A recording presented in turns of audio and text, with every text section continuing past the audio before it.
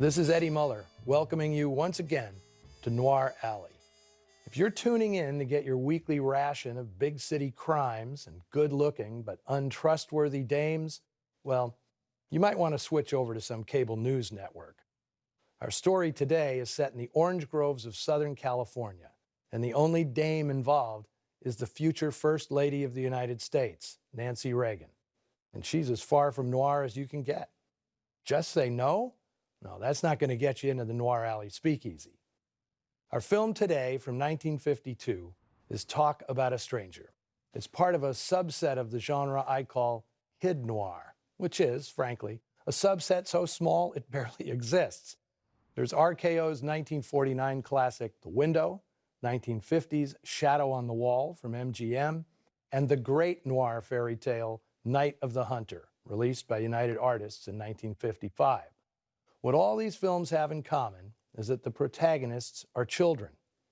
What sets today's film apart is that Bud Fontaine, the youngster at the heart of the story, well played by Billy Gray, is the antagonist. Kids in movies are typically portrayed as innocents threatened by the grown-up world. Rarely is it the child who's guilty of worse behavior than the adults. And look, let's leave the bad seed out of this. I'll just say there is a line between noir and horror, and Patty McCormack stomps her mean little feet all over it. Talk About a Stranger is a simple story of a boy and his dog, one that takes a dark and subversive turn. It's also a time capsule of the period, the height of the McCarthy era. And there's no mistaking that the film is meant as an allegory for the anti-communist witch hunt that was commanding the nation's headlines. What's unique about this film is how it distills all the dread, suspicion, and paranoia about our fears of others into a familiar story straight out of Aesop's fables. The screenplay is by Margaret Fitz, adapted from a story by Charlotte Armstrong called The Enemy. Fitz was a Stanford graduate signed to the MGM Writers Program right out of university. And she was also responsible for scripting Jacques Tourneur's Stars in My Crown and Moonfleet, directed by Fritz Lang. Here she was fleshing out a short story by a woman who would soon be recognized as one of the best mystery writers in the business. Charlotte Armstrong started writing novels in the early 40s, and by the time she retired in 1970, she had 29 books under her belt, one of which, A Dram of Poison, won the coveted Edgar Award in 1957 for Best Novel from the Mystery Writers of America, a prize for which she was nominated 4 times. 2 of Armstrong's novels had already been adapted by Hollywood. The Unsuspected, a 1947 noir influenced by Vera Casper's Laura, and Mischief, released by Fox in 1952 under the title Don't Bother to Knock. Armstrong was a terrific storyteller, producing crime fiction on par with other female practitioners of the form, like Patricia Highsmith, Dorothy B. Hughes, Vera Caspere, Elizabeth Saxony Holding, and Craig Rice. And young Margaret Fitz does well by her, expanding Armstrong's story with original touches of her own. Although she certainly isn't padding it much. The finished film, a genuine MGM-B, runs only 65 minutes.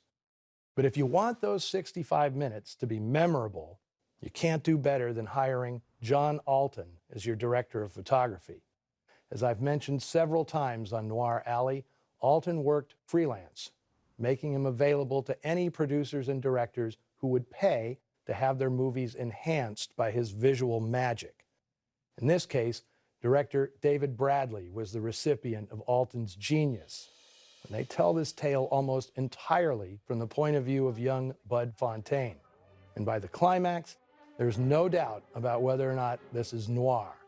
I'm betting lots of kids who saw this film in 1952 had nightmares, inflamed by some of the images Alton seared into their brains. When David Bradley made this film, he'd already directed such classics as Julius Caesar and Peer Gynt in college, in 16mm. Now, like Margaret Fitz, Bradley came to the movie business straight out of university, extremely uncommon in Hollywood at this time. All the war horses in the business, guys like Raoul Walsh, Frank Borzaghi, and John Ford, they'd been around since the silent days, when the language of film was still being invented by them.